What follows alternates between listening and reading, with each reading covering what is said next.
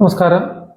നേരത്തെ വീഡിയോയ്ക്ക് അനുബന്ധമായിട്ടാണ് ഈ വീഡിയോ. മുസ്ലിം ലീഗിന് എങ്ങനെയാണ് UDF ഒരു ഡിസിഷൻ മേക്കിങ്ങിൽ കോൺഗ്രസിനേക്കാൾ ഒരു സ്ഥാനം ലഭിച്ചത് എന്നതിൻ്റെ തുടർച്ചയാണിത്. നമ്മൾ ആദ്യത്തെ ഉമ്മൻചാണ്ടി മന്ത്രിസഭയെക്കുറിച്ചാണ് പറഞ്ഞു നിർത്തിയത്. ആദ്യത്തെ ഉമ്മൻചാണ്ടി മന്ത്രിസഭയിൽ എങ്ങനെ ലീഗിന് സ്ഥാനം ലഭിച്ചു, ഉമ്മൻചാണ്ടി ലീഗിനെ ഉപയോഗിച്ചുകൊണ്ട് ഗ്രൂപ്പ് വഴക്കുകൾ തീർക്കുന്നതിന് ശ്രമിച്ചതിന് തീർച്ചയായിട്ടും ലീഗിന് അതിൻ്റെ ഒരു കേഡർ പാർട്ടി എന്ന നിലയിൽ കൂടുതൽ ശക്തി ഉണ്ടായിരുന്നു. അതിനൊപ്പം തന്നെ ഗ്രൂപ്പ് വഴക്കുകളിൽ ഒരു ഭാഗവക്കായിട്ട് ഏത് ഗ്രൂപ്പിനൊപ്പം നിൽക്കുന്നു ആ ഗ്രൂപ്പ് ജയിക്കുന്ന അവസ്ഥ കൂടി ഉണ്ടാക്കാൻ സാധിച്ചതിനാൽ പിന്നീട് ലീഗിന് ശക്തമായ UDF അഭിപ്രായം രേഖപ്പെടുത്തുവാൻ കഴിഞ്ഞു, തീരുമാനങ്ങൾ എടുപ്പിക്കുവാൻ കഴിഞ്ഞു എന്നുള്ളത് നമ്മളിവിടെ മനസ്സിലാക്കണം. അതിനുശേഷം 2006 വന്നത് അച്യുതാനന്ദൻ നേതൃത്വം നൽകുന്ന മന്ത്രിസഭയാണ്. ലീഗും UDFും പ്രതിപക്ഷത്തായിരുന്നു. 2011 വീണ്ടും UDF അധികാരത്തിൽ വരുന്നത്. 2011 അധികാരത്തിലേറുന്നത് ഒരു പതിവിൽ നിന്ന് വ്യത്യാസമായി ഒരു ആൻറ്റി ഗവൺമെൻറ് രോഷം ജനങ്ങളിൽ ഉണ്ടായിരുന്നില്ല എന്ന് വേണം കരുതാൻ. 68 സീറ്റുകൾ LDF നേടിക്കൊണ്ട് പ്രതിപക്ഷത്തിരുന്നപ്പോൾ 72 സീറ്റോടുകൂടിയാണ് UDF അധികാരത്തിലിരുന്നത്.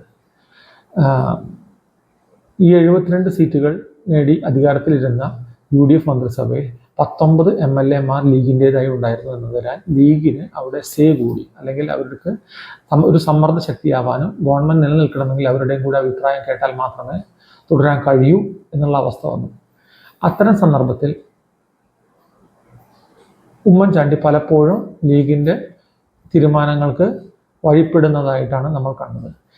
ആ സമയങ്ങളിൽ കേരളത്തിൽ അല്ലെങ്കിൽ കേരളത്തിലെ ഒരു വർഗീയ ധ്രുവീകരണത്തിന് ഇടയാക്കിയ 2-3 സംഭവങ്ങൾ ഉണ്ടായിരുന്നു. അതിൽ പ്രധാനമായിട്ടും ഉണ്ടായിരുന്നത് ഒരു 5ാം മന്ത്രി വിവാദമായിരുന്നു. തങ്ങൾക്ക് 19 സീറ്റുള്ളതിനാൽ ഒരു 5ാം മന്ത്രിക്ക് 5ാം മന്ത്രിസ്ഥാനം ആവശ്യമുണ്ടെന്നും മഞ്ഞളാംകുഴി അരിയെ പാർട്ടിയിൽ കൊണ്ടുവന്നില്ല അദ്ദേഹത്തിന് മന്ത്രിസ്ഥാനം നൽകണമെന്നും ലീഗ് ആവശ്യപ്പെട്ടു. PC ജോർജ് KM മാണി ഗ്രൂപ്പിലായിരുന്നു. അദ്ദേഹത്തിന് ഒരു മന്ത്രിസ്ഥാനം നൽകാൻ വേണ്ടി 5ാം മന്ത്രിസ്ഥാനം നൽകാൻ കഴിയില്ല, പകരം ചീഫ് വിപ്പ് സ്ഥാനം നൽകാമെന്ന ധാരണ കോൺഗ്രസ് ഉയർത്തിയെങ്കിലും അതിന് ലീഗ് ഒട്ടും തന്നെ തയ്യാറായില്ല. മാത്രമല്ല ശക്തമായ സമ്മർദ്ദം ലീഗ് കോൺഗ്രസിൻ്റെ മേൽ ചെലുത്തുകയുണ്ടായി. അതുകൊണ്ട് തന്നെ അവസാനം PC ജോർജിന് ചീഫ് വിപ്പ് സ്ഥാനവും 5ാം മന്ത്രിസ്ഥാനം മുസ്ലിം ലീഗിന് നൽകുകയായിരുന്നു. 5ാം മന്ത്രിസ്ഥാനം ലഭിച്ച മുസ്ലിം ലീഗ് വകുപ്പ് മന്ത്രിമാരെയും അവർക്ക് ലഭിച്ച വകുപ്പുകളും മുഖ്യമന്ത്രി അലോട്ട് ചെയ്യുന്നതിന് മുന്നേ പ്രസ്താവിക്കുന്ന ഹൈദരലി ശിഹാബ് തങ്ങൾ എന്ന മുസ്ലിം ലീഗിൻ്റെ ആത്മീയ നേതാവ് പ്രഖ്യാപിക്കുന്നതായാണ് കണ്ടത്. അത് വലിയ ഒരു ചർച്ചയ്ക്ക് കേരളത്തിൽ വഴിവെച്ചു.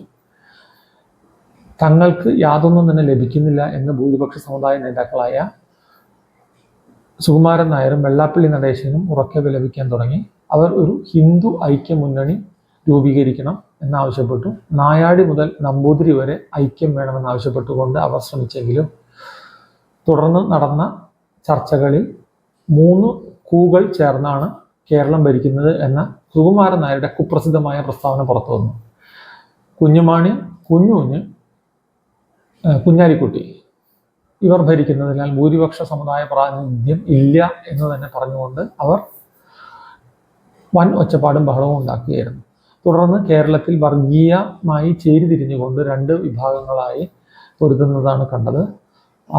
അത്തരം പൊരുതലുകളിൽ SDPI, ജമാഅത്തെ ഇസ്ലാമി പോലെയുള്ളവർ മുസ്ലിം ലീഗിൻ്റെ ഭാഗമാണ് എന്നുള്ള പോലെ പല പ്രഖ്യാപനങ്ങളും നടത്തുകയുണ്ടായി. അവരുടെ അണികൾ സൈബർ ഇടങ്ങളിൽ മുസ്ലിം ലീഗാണെന്നുള്ള പോലെ പെരുമാറുന്നത് ഒരുപക്ഷെ മുസ്ലിം ലീഗ് അറിയാതെ തന്നെ അവരിലേക്ക് ഒരു വർഗീയ ചാപ്പ അടിക്കാനായി മറ്റു സമുദായങ്ങൾക്കിടയിൽ ഇടയാക്കി. ഇത്തരം കാര്യങ്ങൾ, അതുപോലെ ന്യൂനപക്ഷങ്ങൾക്കുള്ള സ്കോളർഷിപ്പിലെ 80-20 അനുപാതം മുതലായവ ക്രിസ്തീയ സഭകളെയും ഇവർക്കെതിരാക്കി. തുടർന്ന് വന്ന മന്ത്രിസഭ പിണറായി വിജയൻ്റെ നേതൃത്വത്തിലായിരുന്നു. അത് 2016 അതിനുശേഷം കോവിഡ് സമയമായിരുന്നതിനാൽ 2021 വന്ന മന്ത്രിസഭയിൽ മുസ്ലിം ലീഗ് പ്രതിപക്ഷത്തിരിക്കുകയായിരുന്നു. ഈ സമയത്ത് മുസ്ലിം ലീഗിൽ 2 വിഭാഗങ്ങൾ രൂപപ്പെട്ടു എന്ന് വേണം കരുതാൻ. ഒന്ന്, അധികാരത്തിൽ CPM-നോടൊപ്പം ചേർന്നുകൊണ്ട് ഭരിക്കണോ എന്ന് തീരുമാനിക്കണമെന്ന് ആവശ്യപ്പെടുന്ന വിഭാഗം. UDFൻ്റെ ഒപ്പം പ്രതിപക്ഷത്ത് തന്നെ ഇരിക്കണം എന്നാവശ്യപ്പെടുന്ന 2ാം വിഭാഗം. ഇവർ തമ്മിലുള്ള ഒരു ചേരിതിരിഞ്ഞുള്ള ഏറ്റുമുട്ടലുകൾ ഉള്ളിലുണ്ടായി. എങ്കിലും ഒരു കേഡർ പാർട്ടി എന്ന നിലയിൽ അത് പുറത്തേക്ക് എത്താതെ ഒതുക്കുന്നതിനായി കുറേയേറെ മുസ്ലിം ലീഗിന് സാധിച്ചു എന്ന് തന്നെ വേണം നമുക്ക് കരുതാൻ. UDFിൻ്റെ ഭാഗമായി നിന്നുകൊണ്ട് തന്നെ അവർ ഇലക്ഷന് 2026 നേരിടുന്നതാണ് കണ്ടത്. ഇതിനിടയ്ക്ക് ലോക്സഭയിൽ UPA അധികാരത്തിലെത്താതിരിക്കുകയും വീണ്ടും BJP തന്നെ അധികാരത്തിലെത്തുകയും കൂടിയ ഭൂരിപക്ഷത്തോടു കൂടി ജയിക്കുകയും ചെയ്തതിനാൽ ഹൈക്കമാൻഡ് ദുർബലമായി. രാഹുൽ ഗാന്ധി അമേത്തിയിൽ തോൽക്കുമെന്നായപ്പോൾ രണ്ടാമത് ഒരു സീറ്റ് അന്വേഷിക്കുകയും സേഫ് സീറ്റ് എന്ന നിലയ്ക്ക് വയനാട് സ്വീകരിക്കുകയും ചെയ്തു. വയനാട് വന്ന് മത്സരിച്ച രാഹുൽ ഗാന്ധിക്ക് മുസ്ലിം ലീഗിൻ്റെ പിന്തുണയോടുകൂടി മാത്രമേ ജയിക്കാൻ സാധിക്കുമായിരുന്നുള്ളൂ. മുസ്ലിം ലീഗിൻ്റെ പതാകയും കോൺഗ്രസിൻ്റെ പതാകയും കൂട്ടിക്കെട്ടിക്കൊണ്ടുള്ള റാലികൾ നോർത്ത് ഇന്ത്യയിൽ ആയുധമാക്കി BJP. അതുകൊണ്ട് തന്നെ രാഹുൽ ഗാന്ധിക്ക് മുസ്ലിം ലീഗ് ഒരു സെക്യുലർ പാർട്ടിയാണ് എന്ന് പബ്ലിക്കായി പ്രസ്താവിക്കേണ്ടി വന്നു. ഇതുമൂലം മുസ്ലിം ലീഗിന് ഒരു ആക്സെപ്റ്റൻസ് ത്രൂ ഔട്ട് ഇന്ത്യ ലഭിക്കുന്നതായിട്ട് നമുക്ക് കാണാൻ കഴിഞ്ഞു. മാത്രമല്ല, സംസ്ഥാന നേതാക്കളെ ബൈപ്പാസ് ചെയ്തുകൊണ്ട് ഹൈക്കമാൻഡുമായി നേരിട്ട് ചർച്ച ചെയ്യാനും നേരിട്ട് ഇൻട്രാക്ട് ചെയ്യാനുമുള്ള ചാൻസ് മുസ്ലിം ലീഗിന് ഇതോടെ ലഭിച്ചു. മുസ്ലിം ലീഗ് പല തീരുമാനങ്ങളും ഹൈക്കമാൻഡ് വഴി സംസ്ഥാന നേതാക്കളെ കൊണ്ട് അംഗീകരിപ്പിക്കുന്ന നിലയിലെത്തി എന്ന് തന്നെ വേണം നമുക്ക് പറയാൻ. അത്തരം സാഹചര്യങ്ങളിൽ സംസ്ഥാന നേതാക്കൾ വെറും നോക്കുകുത്തികളായിക്കൊണ്ട് പലപ്പോഴും നിൽക്കേണ്ടതായിട്ട് വന്നു. കേരളത്തിൽ ഉമ്മൻചാണ്ടി ദുർബലപ്പെടുന്നു. രമേശ് ചെന്നിത്തല എന്നാൽ ഉമ്മൻചാണ്ടി ഉണ്ടായിരുന്ന ഒരു സ്റ്റേച്ചറിലേക്ക് എത്തിപ്പെട്ടുമില്ല. കോൺഗ്രസിൽ അതുകൊണ്ട് ശക്തമായ നേതൃത്വം ഇല്ലാതെ വരികയായിരുന്നു. ആ സമയം മുസ്ലിം ലീഗ് ഒരു കേഡർ പാർട്ടി എന്ന നിലയിൽ ശക്തമായ നേതാക്കളും ശക്തമായ പ്രവർത്തകരുടെയും ഫിക്സഡ് നമ്പർ ഓഫ് സീറ്റ്സുമായി പ്രതിപക്ഷത്ത് കോൺഗ്രസിനേക്കാൾ വെറും 3-4 സീറ്റ് കുറവോട് കൂടിയിരുന്നതിനാൽ മുസ്ലിം ലീഗിന് കോൺഗ്രസ് അല്ലെങ്കിൽ നേതൃത്വം നൽകുന്ന UDFിൽ ശക്തമായ ഒരു സാന്നിധ്യമാവാനും തീരുമാനങ്ങൾ മിക്കതും അവരുടെ ഇഷ്ടത്തിന് നടത്തിക്കൊണ്ടുപോകാനും കഴിഞ്ഞു.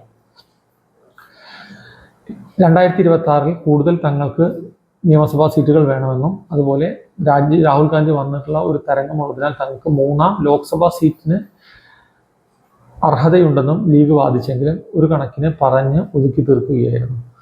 രാജ്യസഭാ സീറ്റ് പകരം നൽകിക്കൊണ്ട് 3ാം ലോക്സഭാ സീറ്റിനുള്ള ആവശ്യം കോൺഗ്രസ് നിരാകരിച്ചു. അതുപോലെ തന്നെ കൂടുതൽ നിയമസഭാ സീറ്റുകളിലേക്ക് തൽക്കാലം ലീഗ് വേണ്ട എന്ന് വെച്ചുകൊണ്ട് കോൺഗ്രസിനൊപ്പം നിൽക്കുന്നതായി കണ്ടു. കോൺഗ്രസിൻ്റെ ഒപ്പം തന്നെ നിൽക്കുന്ന ലീഗിലേക്ക് ജമാഅത്തെ ഇസ്ലാമിയെ കൂടി ചേർത്തത് മറ്റൊരു വിവാദത്തിനിടയാക്കി.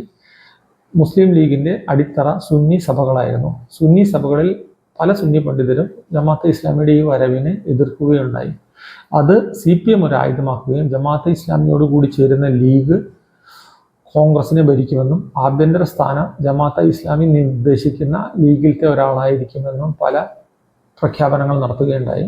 ഇത് വർഗീയ ചേരിതിരിഞ്ഞുകൊണ്ട് മുസ്ലിം ലീഗിനെ മറ്റു ജനങ്ങൾക്കും മറ്റു ആൾക്കാർക്കും ആക്രമിക്കാനുള്ള ഒരു ഇടയായി.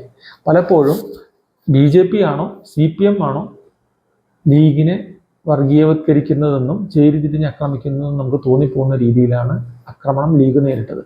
ഇത്രമാത്രം വിമർശനം നേരിടാൻ മാത്രം ലീഗ് ചെയ്തിട്ടുണ്ടോ എന്ന് ചോദിച്ചാൽ അത് സംശയമാണ്.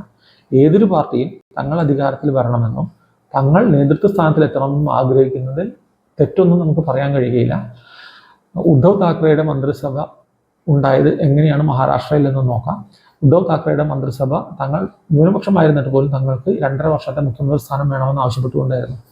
ന്യൂനപക്ഷമായിരുന്ന നിതീഷ് കുമാറിനെ BJP ബീഹാറിൽ ചീഫ് മിനിസ്റ്റർ ആക്കിയെന്ന് നമ്മൾ ഓർക്കുക. അതുകൊണ്ട് തന്നെ ഒരു പക്ഷേ നാളെ UDFിൽ നേതൃസ്ഥാനം ലീഗ് ആവശ്യപ്പെട്ടാലും ഒരു രാഷ്ട്രീയ പാർട്ടി എന്നുള്ള നിലയിൽ ലീഗിനെ നമുക്ക് തള്ളിപ്പറയാനോ ഇല്ലാതാക്കാനോ അല്ലെങ്കിൽ അവരുടെ കാര്യമായി കുറ്റം പറയാനോ വർഗീയവത്കരിക്കാനോ ശ്രമിക്കുന്നതിൽ എത്രമാത്രം ശരിയുണ്ട് എന്നുള്ളത് തർക്കമാണ്. എങ്കിലും ഇത്തരം ആവശ്യങ്ങൾ ഉന്നയിക്കുമ്പോൾ മറ്റു പാർട്ടികൾ അതിനെ വർഗീയവത്കരിച്ചുകൊണ്ട് കോൺഗ്രസിനെ തളർത്താനും അതുവഴി UDFിൻ്റെ ബലമില്ലാതാക്കാനും ശ്രമിക്കുമെന്ന് ലീഗ് എല്ലാ കാലത്തും ഓർക്കുക.